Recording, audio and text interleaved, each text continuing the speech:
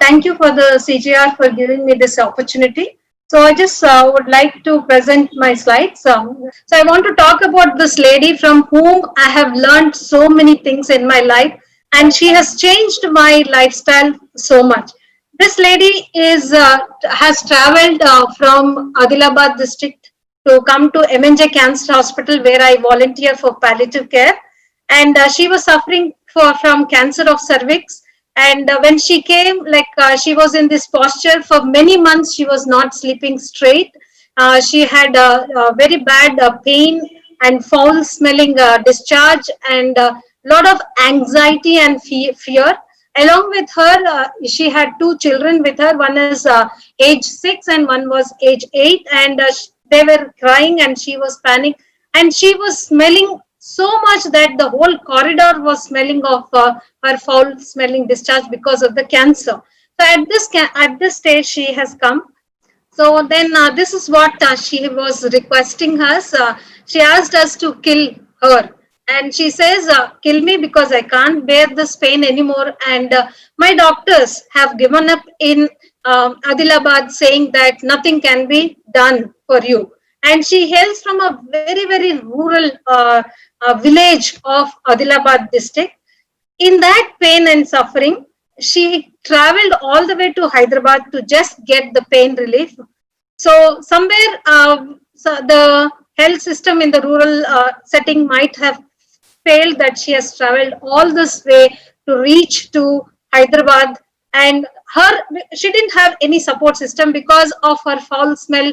People have alienated her because they said that some demonic presence is there with her. That's why she's smelling so bad. And the children were not allowed to play with other children, thinking that their mother has some deadly disease and that will spread to them.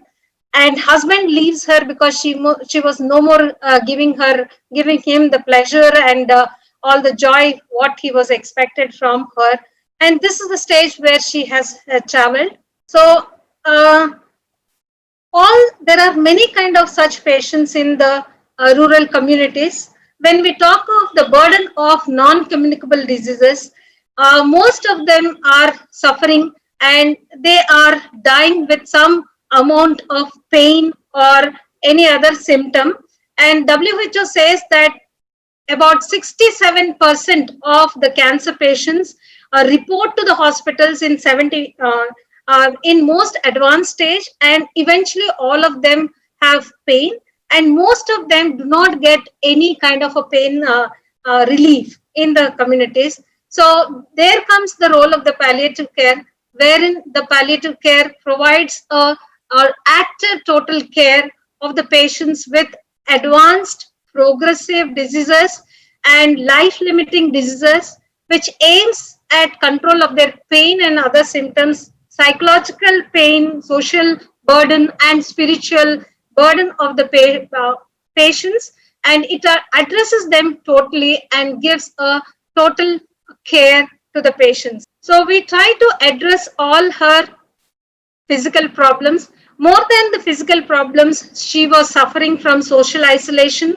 She was emotionally broken down because she was not knowing what to do with those two children. What could be their future? How are they going to be taken care of? So that were her most emotional stress and spiritual burden. And she was always questioning God, why God is doing to me like this? Why is that I am in this pain? Why is God punishing me, though I was very good woman taking care of my family and etc. So if you just address to the physical problems, the other burden is so much that even if you give medication, she is not going to be peaceful. So we try to reduce her suffering, and there we have a very good team of palliative care physicians. Dr. Gayatri Palat is the head in charge of this operations, and together that we have established this NGO, Pain Relief and Palliative Care Society, in 2007.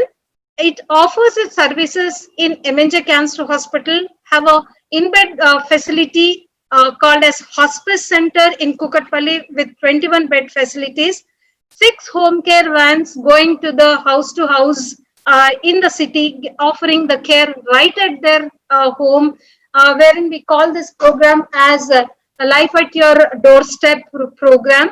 We support the patients who come to MNJ Cancer Hospital because they are all below poverty line. They don't even have a morsel of food to eat properly all the 3 meals. So in that case, we try to support their medication, their travel, etc. And we also have a very good pediatric palliative care program. And seeing this work of Pain Relief and Palliative Care Society, Government of Telangana has invited this NGO to be their knowledge partners and to set up all this district or rural palliative care centers right in their hometown, because this kind of a people whose story I was talking about, Sitama, there are n number of such patients who are lacking any kind of care right in their rural setting. So we have worked with the communities and first initiated our program in Chevela Mandal, where we have covered all the villages, did door-to-door survey, identified the patients and given them this palliative care. So today we are acting as knowledge partners, trying to establish this kind of centers in the rural settings. So luckily, palliative care was incorporated in India's national health policy in 2017, and that was added as the strength. And especially, I should appreciate the Commissioner of Health of Telangana government. She is a very pioneering lady, and she is really going ahead establishing the centers in the palliative in the state of Telangana under NHM scheme. And we have started establishing these centers in the districts. So the advantage of that is this lady again was in a rural setting. She had have a hip fracture, and she was lying there for months together with nobody to care to. So with our team going and doing the survey, we could identify, and this is right in a very remote village where health services are there to go and give her any kind of a service to them. So such kind of people die in pain and suffering without any dignity. So we, at the first phase, we have already established centers in 8 districts: Adilabad, Siddipet, Warangal, then Khambam, Warangal, Yadadri district, then Mehboob Nagar, and Rangareddy in Chevilla.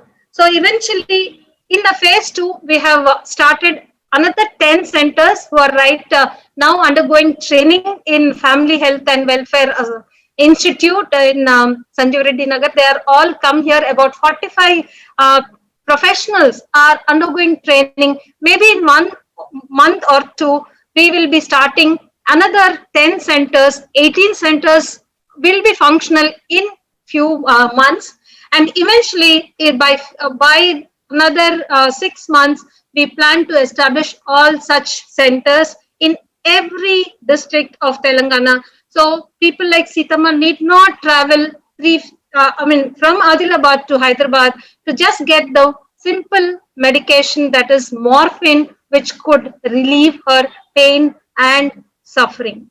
That's the end of my presentation. So whatever we are set up in the districts, so the team comprises of a medical doctor, 5 staff nurses, 2 ANMs, 1 driver, 1 home care van. So the home care van moves in the district villages and does the survey, identify the patients, provides home care, it provides OP services, it provides inpatient services. And regarding this topic, none of the, even in the medical system, people do not have awareness, because people don't talk much of death and dying, but eventually we are going to die one day, and we all would like to die in dignity, but not in pain and suffering. There is palliative care to provide you a dignified death. Thank you for this opportunity. Thank you, Leela Madam, Lakshma Reddy Sir, and Yashwant for this opportunity. Thank you so much.